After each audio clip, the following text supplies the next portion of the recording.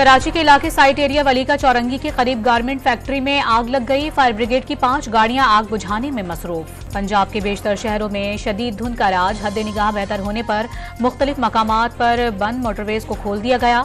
लाहौर में आलूदगी फैलाने वाली दर्जनों गाड़ियां पकड़ी गईं। गाजा में इसराइली बमबारी से 24 घंटे के दौरान 300 फलस्तीनी शहीद। मजमूई तादाद 10,000 से बढ़ गई। सहूनी फौज ने गाजा के सबसे बड़े अस्पताल अल शिफा के करीब बम बरसा दिए। तिब्बी आलात ले जाने वाले इमदादी काफिले को भी निशाना बनाया गया। इसराइली दहशतगर्दी के जवाब में हमास के भरपूर जवाबी कार्रवाइयां। 15 इसराइली फौजी गाड़ियां तबाह कर दी।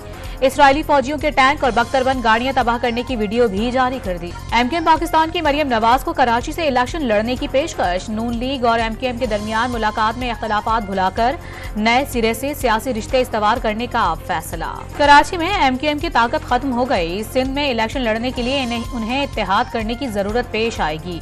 मेयर कराची का दावा, सईद गनी ने इत्तेहाद पुराना और गैर फितरी करार दे दिया। अमेरिका का पाकिस्तानी सिक्योरिटी फोर्सेज और तंसीबात पर हमलों पर इजहार अफसोस। अफगानिस्तान से इनखला के दौरान अमरीकी अफवाज ने कोई सामान पीछे नहीं छोड़ा।